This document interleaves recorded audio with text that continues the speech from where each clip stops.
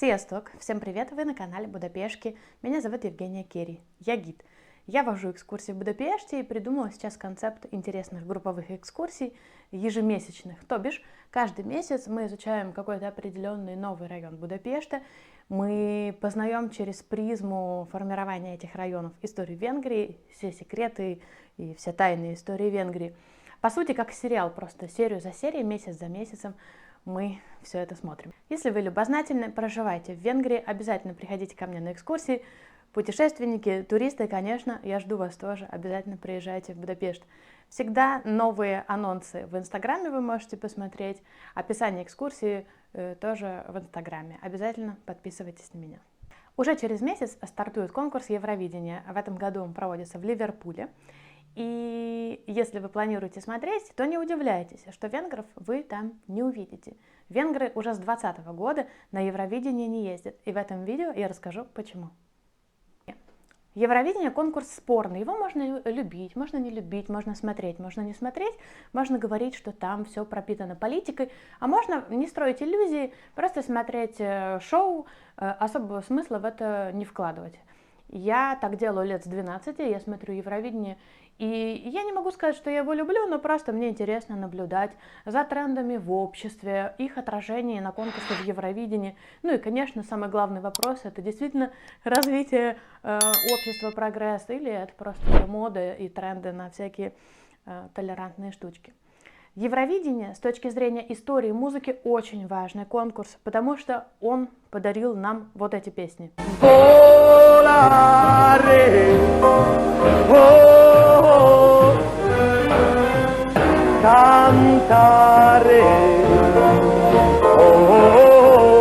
Группу ABBA мы узнали тоже благодаря конкурсу Евровидения.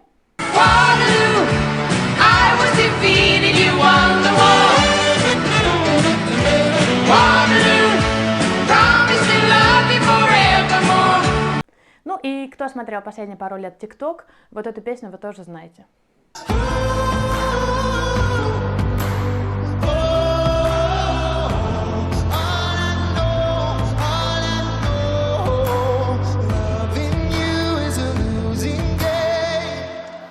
Все это пришло к нам из Евровидения, поэтому отрицать важность этого мероприятия мы не будем.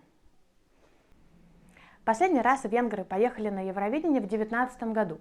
Тогда же и вышла статья в венгерских СМИ с таким названием «Евровидение слишком теплое для правительства и СМИ».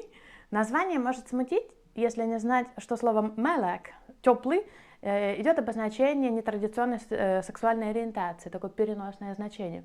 И здесь последней каплей чаши терпения консервативных венгров стал слишком толерантный конкурс Евровидения.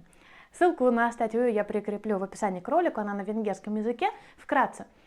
Там говорится, что, скорее всего, венгерское правительство, которое сейчас жмет тему традиционных семейных ценностей, оно устало одновременно с этим спонсировать своих музыкантов для поездки на конкурс Евровидения, где слишком якобы открытая вот такая пропаганда ЛГБТ. Забавно, что в 2020 году, когда была пандемия, был мощнейший скандал с представителем Венгрии в Европарламенте.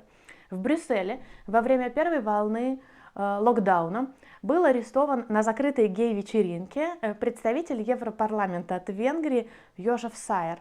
Его поймали на улице, потому что когда накрыли квартиру, где была эта тусовка, Йожеф Сайер, будучи в нижнем белье, по водосточной трубе пытался спуститься вниз, по-моему, с 3-го этажа, и таким образом скрыться от полиции.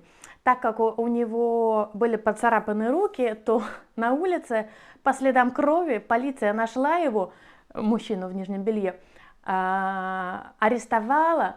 И он был, по-моему, в состоянии алкогольного опьянения, а в рюкзаке еще наркотики нашли. В общем, да.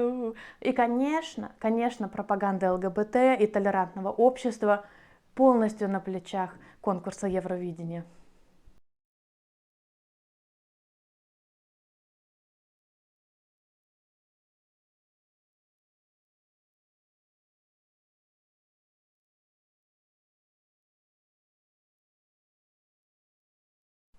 Немного историй.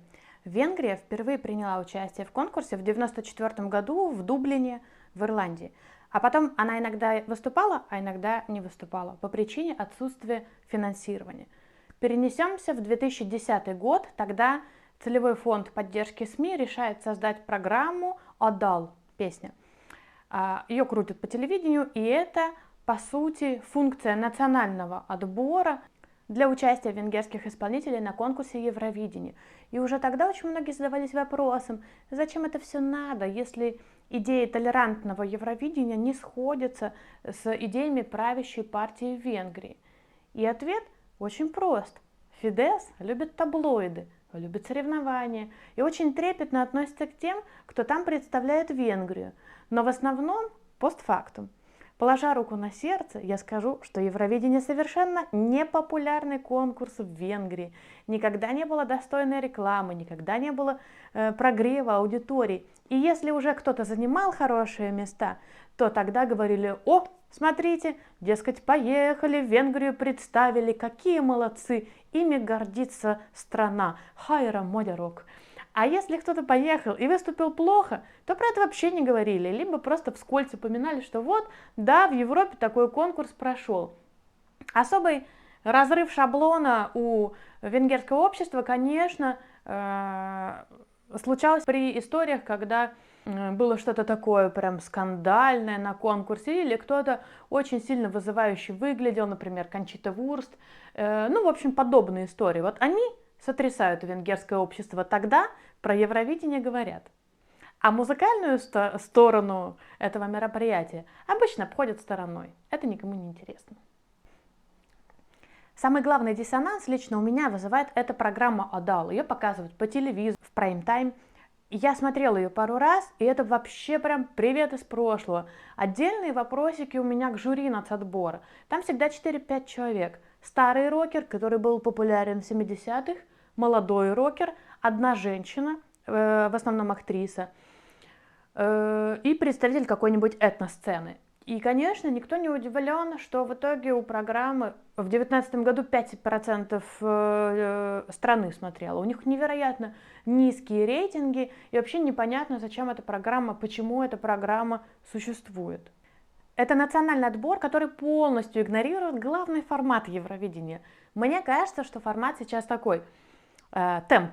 Нужны либо пляски, либо полуголые танцы, нужны огни, нужны песни о том, что мы хотим мира во всем мире, или о том, что мы должны принимать всех такими, какие они есть. И это следование трендам или это прогресс развития общества, покажет время. Но венгры как будто все это игнорируют и говорят: не учите нас жизни, мы лучше знаем, как нам быть. Ну и не надо удивляться тогда, что до финала не все доходят. Венгры уже в 2020 году выступили с заявлением, что победитель программы «Адал» не станет представителем на конкурсе Евровидения.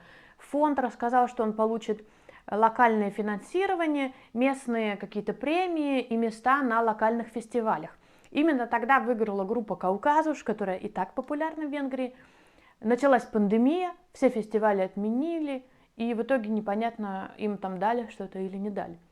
Честно говоря, хочется верить, что политики поменяют свое мировоззрение и свое отношение к конкурсу Евровидения, и Европа когда-нибудь оценят по достоинству венгерские таланты, потому что их здесь невероятно много. Любопытно ли вам, как венгры выступали в разные года на Евровидении? Какие места занимали, какие шоу у них были и кто достиг лучших результатов? Об этом будет мое следующее видео, не переключайтесь. Оно будет через неделю. Спасибо, что досмотрели это видео до конца. До новых встреч! Vi sunt la